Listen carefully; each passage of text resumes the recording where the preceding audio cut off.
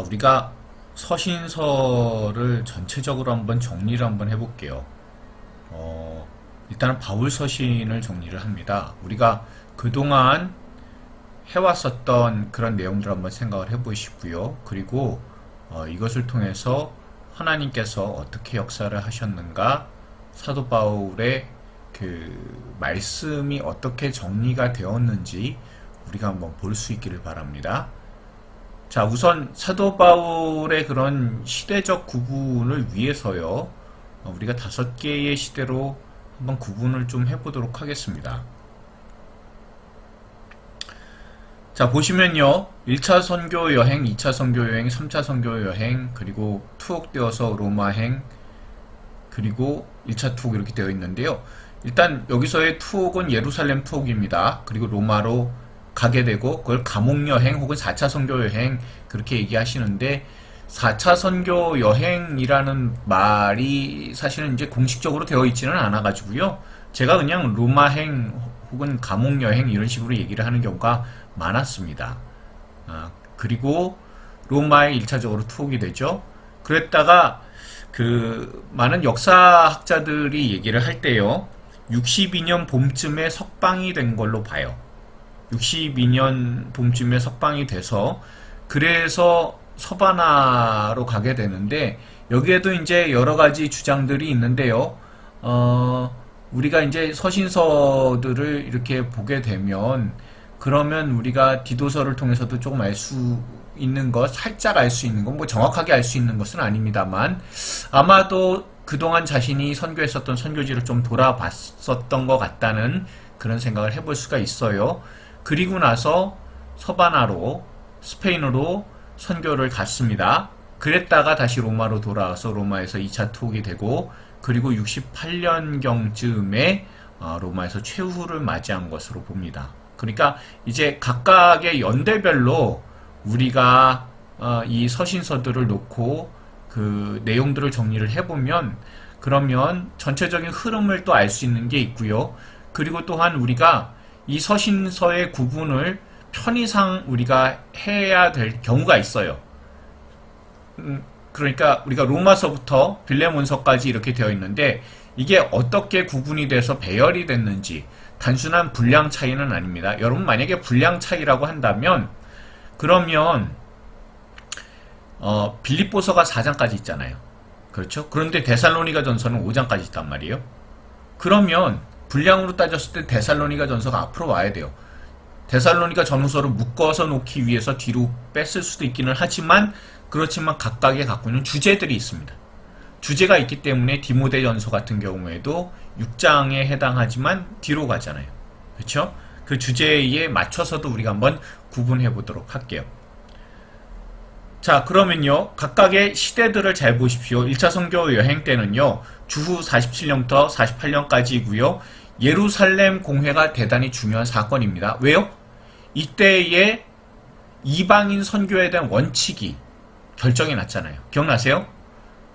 이방인 선교에 있어서의 원칙은 우상과 음행과 목매어 죽은 것과 피는 우리가 금지하자. 나머지는 다 받아들이자. 이렇게 되는 거잖아요. 그렇죠? 예수 그리스도를 믿으면 그럼 무조건 받아들이자라는 것. 그것이 결정이 되었습니다. 그것을 여러분들 꼭 기억을 하셔야 돼요. 자, 2차 선교 여행 때는 주후 50년부터 52년까지고요. 이때의 선교지가 사도 바울의 목표는 에베소였습니다. 그러나 하나님께서는 바다를 건너가게 하셨죠. 그렇죠? 바다를 건너가서 유럽으로 가서 거기서 마게도냐와 그리고 아가야 지역을 선교하도록 하셨습니다. 마게도냐라고 했을 때 여러분들 제일 먼저 기억을 하셔야 되는 그런 장소가 있다면, 그러면 빌립보예요. 그쵸? 그럼 빌립보라는 장소를 꼭 기억을 하십시오. 그리고 이 아가야 지역으로 오면 고린도 지역. 그러니까 빌립보와 고린도 선교가 이제 핵심이 되었다라는 것 여러분들 기억하시고, 물론 데살로니가도 있기는 해요. 자, 그런데 어쨌든 빌립보와 고린도 중심에서 선교가 되었다는 것을 기억을 하시고요. 3차 선교 여행은 주후 53년부터 57년입니다. 이때는 에베소가 목표였고 에베소에서 선교했던 그런 내용들을 우리가 잘 알고 있어요. 그렇죠? 자, 그리고 나서 사도 바울이 예루살렘에 그 구제 헌금을 전달하기 위해 그 예루살렘에 갔다가 체포가 되죠. 체포가 되어서 예루살렘 감옥에 투옥이 되고 공회와 그리고 총독이나 아그리파 왕이나 이런 사람들한테 신문을 받게 되다가 그러다가 자기 자신이 로마 사람이라는 것을 밝히고 로마로 가게 됩니다. 그리고 나서 로마에 1차 투옥되는 이 과정이 주후 58년부터 62년까지 일어났었던 일이에요. 그리고 주요 장소는 예루살렘이고 또한 로마에서 신문 받는 요 내용이 주요한 사건이 되기도 합니다. 자, 그러면요. 제가 조금 전에 말씀을 드린 것처럼 62년 봄쯤에 석방이 되어서 그래서 아마도 자신이 개척했었던 그 선교지를 살짝 돌아보고 좀 그리고 나서 서바나로 선교를 했다라는 것이 정설입니다. 그리고 나중에 로마에 와서 2차 투옥이 됩니다. 그랬을 때 그때가 67년 주후 67년 가을쯤 돼요. 그리고 이때가 시기적으로 주후 63년부터 68년까지의 그런 시간이라고 본다면 그러면 석방됐다가 로마에서 최후를 맞이한 그런 시대를 이렇게 바울의 생애에 있어서 구분을 할 수가 있어요. 물론 그 전에 회심했었던 시절도 있죠. 그쵸? 그 전에 회심을 했었던 그런 내용들을 이미 우리가 다 한번 돌아봤고요. 그리고 이 서신서가 등장하기 시작한 시점에서부터 그러니까 1차 선교 여행에서부터 그래서 2차 투옥돼서 사도 바울이 이제 세상을 떠날 때까지 그때의 시대적인 구분을 한 5개 정도로 이렇게 구분을 해볼 수가 있어서 그래서 이렇게 나열을 했다라는 것을 여러분 기억하시길 바랍니다. 자, 우리가 이미지 그동안 봤었던 거 하나하나 떠올리면서 한번 볼까요? 자, 여러분 이 이미지는 무엇입니까? 아시죠? 예, 여러분 그 복음이 그 안에 선명히 새겨진 그 모습으로 살라라는 것. 그러니까 삶 속에서 예수 그리스도를 드러내면서 사는 삶. 이것이 바로 의로운 삶이다라는 것. 우리가 잘 알고 있죠? 이것이 바로 로마서의 주제였었고 또한 로마서에서 가장 중요한 단어는 의였습니다. 그리고 이 로마서는요. 고린도에서 기록이 되었다라는 것 우리가 한번 봤었던 내용입니다. 자, 그리고 우리가 이 이미지 기억나시죠? 예, 이미지 이것의 내용은 뭡니까? 잘 보시면요. 이렇게 갈라져 있는 현실이 별로 좋지 않아요. 그런데 거기에서 아름다운 꽃이 돋아나고 있다는 것. 이게 그리스도 신앙이라고 제가 말씀드렸어요. 자, 그러면서 여기에서 정말 중요한 그런 내용들은 현실 안에서도 반드시 이렇게 아름다운 꽃을 피우는 그리스도의 신앙이다라고 한다면 결국엔 이것이 바로 고린도전서의 내용이고요. 그리고 하나님의 영광을 위해서 사는 것. 그것이 바로 예배의 중심이자 그리스도의 영광을 추구하는 것이 교회의 핵심이다라는 것을 우리가 분명히 알 수가 있습니다. 또한 이 이미지 기억나세요? 네, 과연 정체가 뭐냐, 정체성에 관련된 내용이었었죠. 자, 정체성에 관련된 내용이라고 하면 반드시 여러분들 기억하셔야 되는 것은 고린도 후서입니다.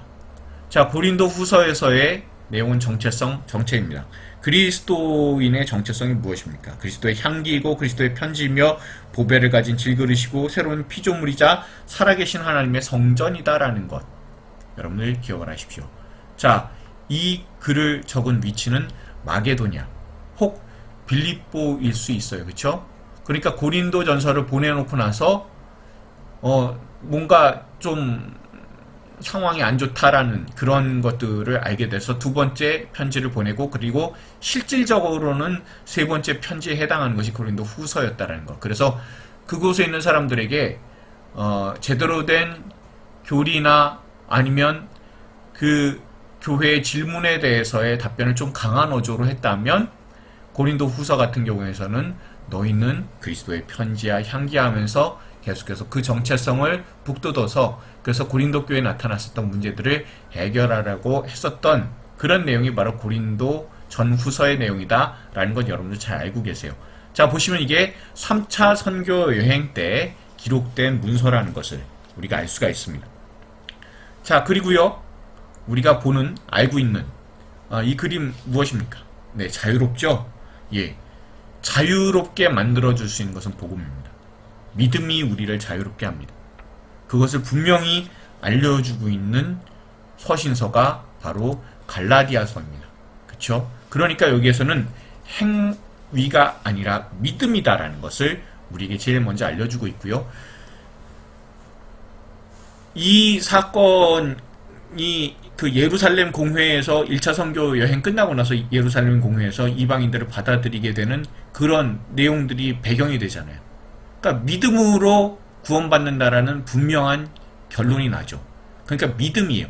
그런데 갈라디아 지역의 사람들이 행위도 있어야 된다라고 얘기를 하는 것에 그 사람들에게 분명히 믿음으로 구원받는다는 것을 선명하게 알리고 그 율법에 행위에 말려들기 시작하면 자유란 없다라고, 그러나 오직 그리스도를 믿는 믿음이 우리를 자유케 한다라고 알려주는 분명한 말씀이 갈라디아서라는 것을 기억하실 겁니다. 그리고 기록된 장소는요, 안디옥이거나 아니면 예루살렘이거나, 예루살렘 공회가 끝나고 그리고 거기에 관련된 믿음으로 구원받는다는 분명한 사실을 다 선포가 된 다음에, 결정이 된 다음에 이걸 바탕으로 해서 갈라디아서를 적었을 것이다 라고 우리가 추정을 한다라고 말씀드렸어요. 그러니까 1차 선교 여행 끝나고는 책이 한 권 기록이 되었다는 것 여러분 기억하실 수 있길 바랍니다. 자, 그리고 이 그림 기억나시죠? 그렇죠? 네, 이게 하나됨이라는 것. 이 하나됨, 어떤 것 때문에 하나됨이죠? 네, 맞습니다. 그 이방인 계열의 그리스도인, 그리고 유대 계열의 그리스도인. 자, 이 사람들이 하나가 돼야 된다라는 거죠. 그 사랑으로, 그리스도의 사랑으로 하나가 되도록 이렇게 주님께서 불러주셨다. 그런데 이것이 창세전에 예정된 것이다 라는 것을 알려주는 책이 바로 에베소서였으면 여러분 기억하실 겁니다. 그래서 중요한 단어가 예정이었었고요. 그리고 로마 감옥에 1차 투옥되었을 때 이 로마에서 에베소서를 기록했다라는 것 제가 말씀을 드렸습니다. 자, 또 이건 어떻습니까? 예, 복사기죠? 예, 원본이 있고 사본이 있는데 똑같이 나와요. 자, 본받음에 관련된 내용, 바로 그것이 빌립보서였음을 우리가 알 수 있습니다. 그러니까 우리가 탁월하신 주 예수 그리스도를 본받으라 라는 분명한 내용이 여기에 나와 있고요. 또한 우리가 알고 있는 이 그림 여러분 어떻습니까?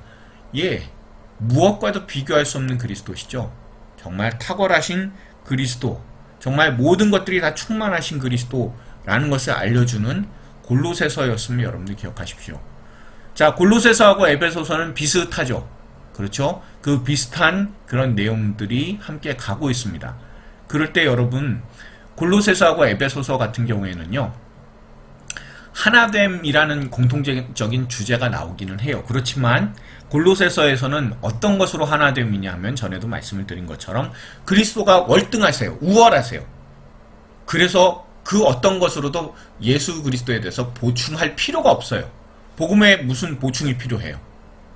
다 충만하신 그리스도 한 분인데 그분만 믿으면 되는데, 그러니까 다른 것들 보충될 필요 없이 그리스도와 그 그리스도와 하나가 되라, 충만하신 그리스도와 하나가 되라 라고 그렇게 분명히 말씀을 전하는 게 골로새서라면, 비슷한 분위기의 에베소서는요, 교회 안에 분열상이 나타나잖아요. 골로새서는 외부에서 뭐 이단도 있고 천사 숭배도 있고 철학도 있고 이런 상황이에요. 그런데 그것보다도 우월한 그리스도, 충만하신 그리스도로 말미암아 하나 되어야 된다라고 얘기를 한다면, 에베소서는 교회 자체에 있는 분열 가운데서 그리스도로 사랑으로 하나가 되라 라고 분명히 말씀을 하고 있습니다. 자, 그래서요, 골로새서, 에베소서, 빌립보서는 우리가 비슷한 색깔로 제가 구별을 해 놓은 이유가 있어요. 좀 이따 말씀을 드릴게요. 그리고 이것을 우리가 옥중서신이라고 한다는 것을 말씀을 드렸습니다. 자, 그리고 우리가 전에 보았었던 이 이미지는 뭘까요? 네, 저 모든 것들이 다 끝나는 것 같지만 저것 하나가 이제 땅에 떨어져서, 그래서 다시 이렇게 생명이 연장되고 이어져 나간다는 것. 이 모든 것들을 가능케 하신 분이 예수 그리스도시고 장차 그 예수께서 다시 오실 것이다 라는 것, 그것을 우리에게 알려주는, 그래서 강림이 주제가 되는 책이 바로 데살로니가 전서입니다. 이 책은 고린도에서 기록이 되었다라는 것을 말씀드렸고요. 또한 이 이미지 기억나시죠? 네, 가지런하게 이렇게 질서 있게 배열이 된 것. 여기에서 제가 말씀드린 것처럼 왜 질서냐 하면 질서 없이 사는 사람들이 있기 때문에 그래요. 교회 안에 그 모습이 드러났기 때문에 그래서 질서 있게 살아가라 라는 것인데 중요한 주제는 역시 강림입니다. 그리스도의 강림에 관련된 것입니다. 자, 보시면요. 데살로니가 교회에 있는 사람들한테 그 믿음과 사랑과 소망을 칭찬하기 위해서 기록을 했어요. 그래서 보냈는데 그런데 웬걸 그쪽 사람들이 예수님에 대해서 오실 것인데 뭐 우리가 열심히 살 필요 있어? 라고 하면서 그러면서 나태하게 살아가는 사람들이 등장을 하게 됩니다. 거기에 대해서 바로잡기 위해 데살로니가 후서를 기록을 했습니다. 그래서 비슷한 시기예요. 그러니까 아주 뭐 오랜 기간 데살로니가 전서 보내고 나서 데살로니가 후서 보냈다? 이거는 아닐 겁니다. 그래서 고린도에서 2개의 서신을 기록했다라는 것 여러분들 기억하실 수 있길 바라고요. 자, 그리고 이 이미지는 어땠습니까? 네, 뭔가 하나죠.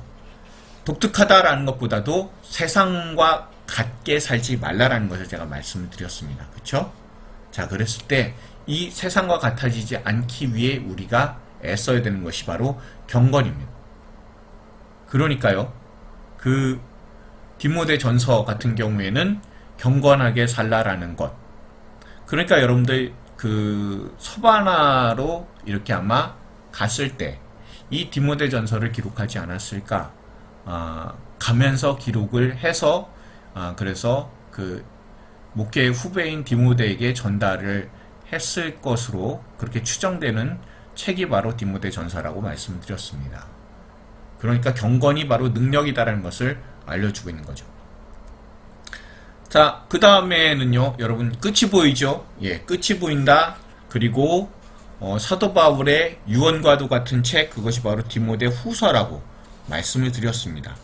결국엔 여기에서 가장 중요한 내용은 마지막 때에 사람들의 말에 휘둘리지 말고 그리스도의 말씀만 붙들라라는 것이죠.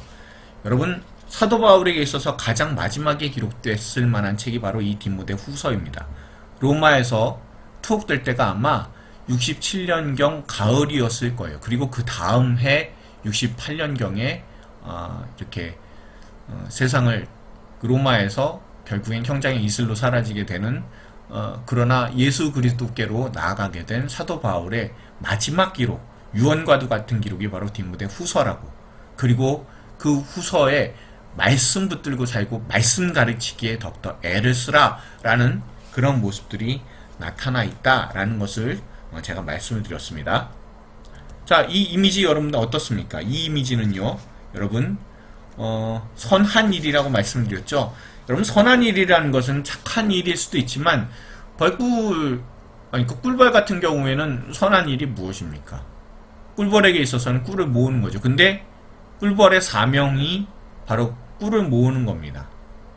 그러니까 우리에게 맡겨주신 사명을 감당하는 것, 그게 바로 선한 일이다 라고 제가 말씀드리기 위해 이 이미지를 썼다라고 제가 알려드렸습니다. 기억나시죠? 자, 그러니 이 디도서는요, 선한 일에 관련된 말씀입니다. 그리고 기록된 것은 여기에 니고볼리가 나오기 때문에, 니고볼리는 제가 마게도냐 지역의 항구라고 말씀드렸습니다. 항구 도시라고요. 그래서 아마도 디모데전서도 이 마게도냐에서 기록되었을 가능성이 있어요. 없지는 않아요. 그렇지만 서바나 행하면서 그쪽으로 가면서 이렇게 기록되었을 가능성이 높고요.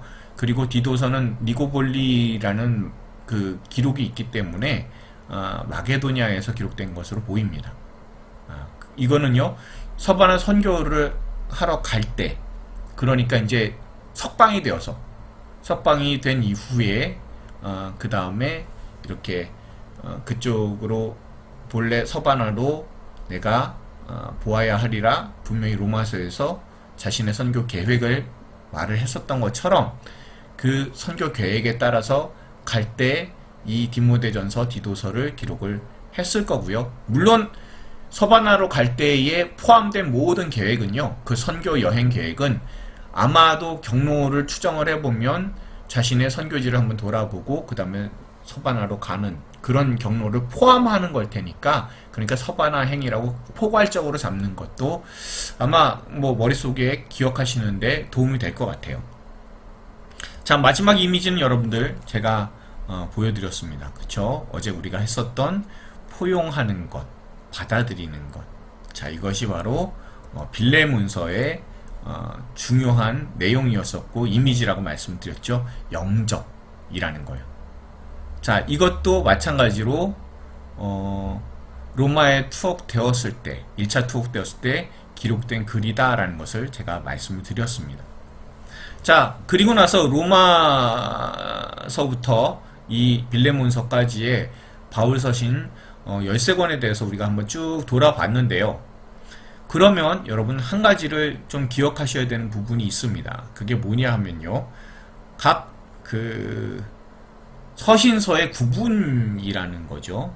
자, 순서로 따지면 롬, 고전, 고후, 갈, 앱, 빌, 골, 살전, 살후, 딤전, 딤후, 딧, 몬 이렇게 되어 있죠. 자, 그런데 이렇게 색깔로 구분을 해서 여러분들 보시면요, 이렇게 되어 있어요. 로마서부터 갈라디아서까지 제가 빨간색으로 좀 해놨습니다. 주로 여기에서 다뤄주는 주제는요, 구원에 관련된 주제예요. 그리고 그 구원받은 성도로서의 삶은 어떻게 살아갈 것이냐라는 거예요. 이것을 그 교리적인 전문적인 용어로 얘기를 하면 구원론이라고 합니다. 그러니까 구원론에 관련된 내용들이 사도 바울의 서신서에서 앞쪽에 위치를 하게 돼요. 제가 말씀드리는 이 구분은요, 학자들의 구분이거나 이런 게 아니라 제가 편의상 저 스스로 구분을 하는 것이니까, 그러니까 여러분들 편의상 이렇게 구분을 목사님이 하는 거구나 라고 생각하시면 돼요. 이게 어떤 뭐 문헌적 근거가 있다 이렇게 말씀을 드리기는 어렵고요. 제가 이제 기억하고 이렇게 기록이 된 구분에 따라서 기록 순서에 맞춰서 아니면 분량에 따라서 이렇게 책에 배열을 한 것이 아니라 아마도 이런 주제의 구분에 따라서 배열을 하지 않았을까 그렇게 생각하면서 저 나름대로 구분하는 방식이니까 여러분들께서 그렇게만 알고만 계시면 돼요. 이게 뭐 정상적으로 학계에서 아니면 많은 사람들이 인정하는 구분이다 그거 아니에요. 착각하시지 말아요. 그러나 제가 알려드리는 이런 내용은 편의상 구분을 하되 전혀 근거가 없다 이런 거는 아니에요. 자, 그리고 롬, 고전, 후, 갈 이렇게 하고 나면요, 그 다음에 에필골 나오죠. 자, 에베소서, 빌립보서, 골로새서 같은 경우에는요, 색깔 제가 같이 해놨습니다. 자, 요 내용들은 주로 교회에 관련된 내용입니다. 물론 로마서부터 갈라디아서까지도 교회에 관련된 내용이기는 해요. 그렇지만 구원이라는 건 믿음으로 받는다라는 것과 그 구원받은 사람들의 삶은 어떤 식으로 살아가야 되는지에 대해서 조금 더 강하게 주장을 해서 구원론에 관련된 것이 좀 더 많이 나오고 있는 것이 롬, 고전, 후, 갈이라고 한다면 에필골 같은 경우에는요, 교회의 하나됨 또한 교회가 어떤 식으로 나아가야 되는지 공동체성에 대해서 주장하고 조금 더 자세히 나온 내용들이 바로 이 에필골입니다. 그쵸? 자, 그 다음에 나오는 게 우리가 잘 아는 대로 살전사루예요. 데살로니가 전서, 데살로니가 후서요. 여기에 주제는 무엇입니까? 예수 그리스도께서 강림하실 것, 재림하실 것이잖아요. 그렇죠? 그러니까 종말이에요. 종말론에 관련된 내용이 데살로니가 전후서고요. 자, 그 다음에 딤전, 딤후, 딧, 그쵸? 디모데 전후서, 디도서요. 이 경우 같은 경우에는 우리가 생각을 할 때 목회 서신이에요. 그쵸? 그러니까 목회에 관련된 내용들, 목회 후배들에게 사도 바울이 보낸 편지들입니다. 그리고 딱 하나 빌레몬서 같은 경우는 어떻습니까? 빌레몬서는 우리가 알고 있는 대로요, 개인 서신이에요.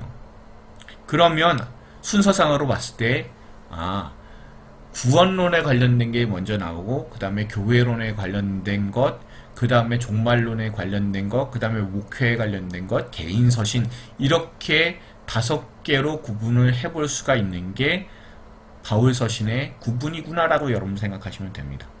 자, 그리고 시대적으로 따졌을 땐 1차 선교 여행 후에 갈라디아서 한 권, 2차 선교 여행 후에 데살로니가 전후서 각각 한 권 해가지고 그래서 2권, 3차 선교 여행 때 고린도 전후서, 로마서 해서 총 3권, 그리고 투옥되었다 로마로 가고, 그리고 로마 1차 투옥되었을 때 감옥에서 쓴 책이 4권, 그리고 나중에 서반에 선교 갔다가 2차 투옥되었을 때가 3권, 이렇게 구분이 된다는 것을 여러분들 아시면 돼요. 그러니까 시대상으로는 이렇게 구분이 되고, 그리고 주제로는 조금 전에 말씀드린 대로 5개로서 우리가 볼 수 있다라는 것, 우리가 이것을 통해서 사도 바울의 책에 대해서 전체적으로 한번 알 수가 있어요. 그러니까 이런 구분에 의해서 보시면은 조금 더 서신서 전체를 정리할 수가 있습니다. 자, 그리고 나서 우리가 봐야 되는 내용이 하나 더 있어요. 그게 뭐냐면요, 사도 바울의 이런 그 바울 서신, 이 13권에다가 우리가 봐야 되는 일반 서신 8권이 있어요. 이 책에 대해서 우리가 한번 보도록 할게요. 우선 제일 먼저 우리가 알고 있는 책의 순서는 그 히브리서부터 나오죠. 여러분, 히브리서 가서 제가 좀 더 자세하게 말씀드릴 내용이 있지만 주제는요, 우월하신 그리스도예요. 율법보다도 우월하시고 여호수아보다도 우월하시고 모세보다도 우월하신 분이 바로 대제사장이신 예수 그리스도시다 라는 것을 분명히 알려주고 있습니다. 장소는 어디인지 몰라요. 알 수 없습니다. 연대도 굉장히 길어요. 50년경서부터 90년경까지 참 다양하게 사람들이 주장을 해요. 이렇게 주장하는 이유가 하나가 있습니다. 그 이유가 뭐가 있냐면요, 여기에 중심으로 나오는 내용이 성막이 나와요. 성막이 나오고 있기 때문에, 그래서 사람들이, 학자들이 얘기를 할 때 성막을 얘기하는 거 봐서는 아마도 성전이 지금 현재 없는 상태가 아닌가라고 추정을 해요. 그렇기 때문에 사람들이 얘기를 할 때 성전이 파괴된 이후니까, 그러니까 70년 이후일 것이다 라고 말하는 사람들도 있습니다. 그래서 이 히브리서 같은 경우에는 70년 이후에 등장한 그런 책이 아니냐라고 그렇게 말을 하는 사람들도 있어요. 그리고 기록 장소 같은 경우에서는요, 그 히브리서 13장 24절 보면 이탈리아에서 온 자들도 너희에게 문안한다라고 되어 있으니까 이탈리아, 로마는 기록 장소가 안 돼요. 그리고 히브리서 안에서는 예루살렘이 본향이다라는 것을 거절하는 말씀이 11장에 등장을 하고 있습니다. 그러니까 장소도 사실상 예루살렘도 아닌 거예요. 그렇지만 생각보다 빨리 기록이 되었을 수도 있고요. 또한 기록한 사람이 누군지 잘 모르는데, 이 위치가 왜 이렇게 잡혀있냐면요, 여러분, 공동서신이라고 하게 되면요, 일반 서신이라기보다 공동서신이라고 하면 야고보서부터예요. 그리고 히브리서를 잘 읽어보시면 내용이 사도 바울 비스무리하다라는 것을 우리가 알 수 있는 게 있습니다. 갈라디아서하고도 아니면 로마서하고도 좀 닮아있는 구석이 있어요.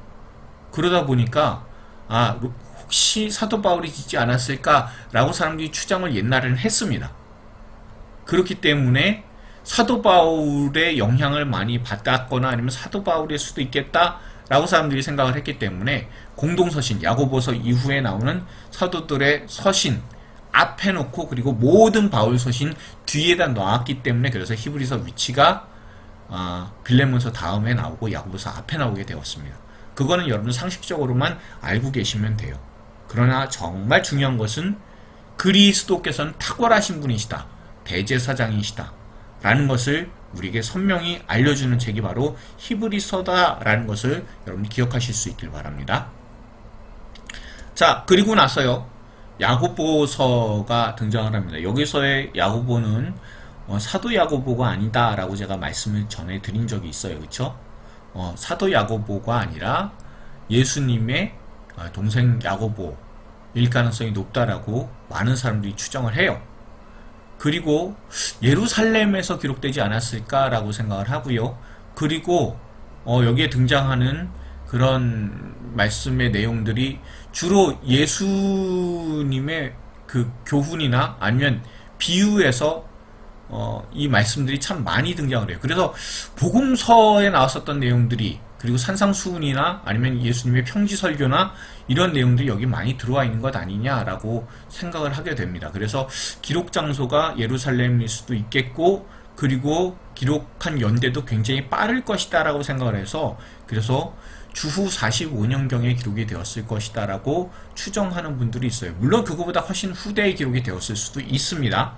그러나 생각보다 빨리 기록이 되었을 가능성이 높다라는 게 야고보서를 연구하시는 분들이 주장하는 바입니다.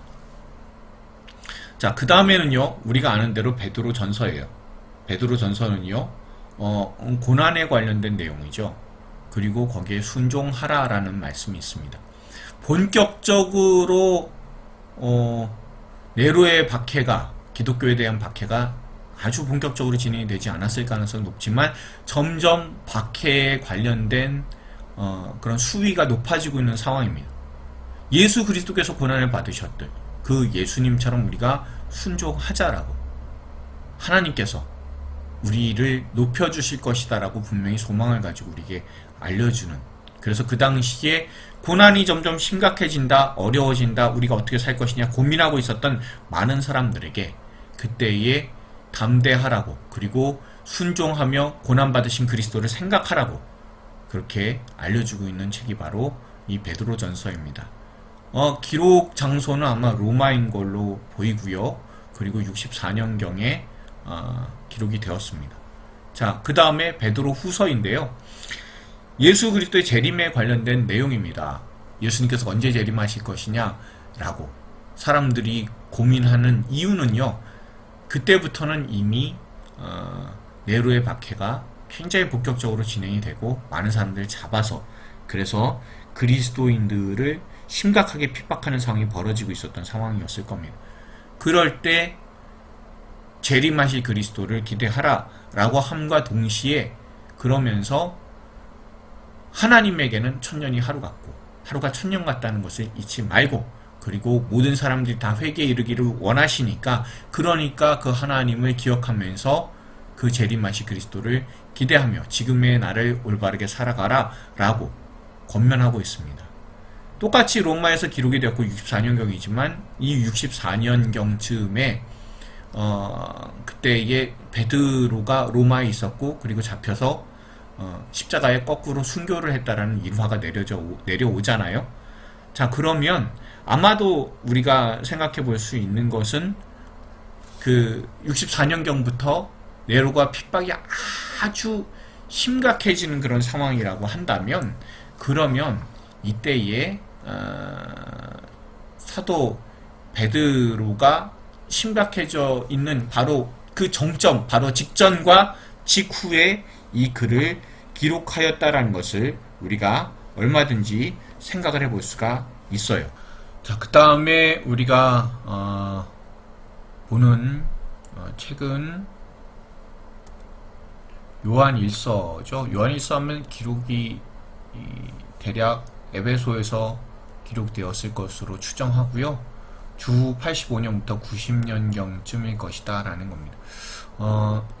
요한복음도 주후 90년경쯤 아니면 80년에서 90년 사이 정도로 보고요. 요한계시록 같은 경우에는 대략 95년부터 100년경 그때로 봐요. 그래서 반모섬에서 기록한 것으로 추정하거든요.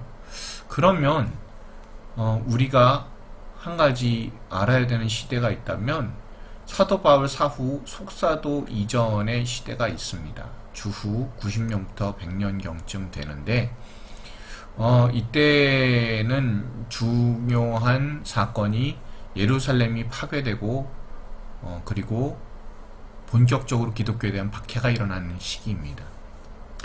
요한일서가 바로 그런 배경을 바탕으로 해서 기록이 되어 있고요. 그리고 사도 요한 같은 경우에는요,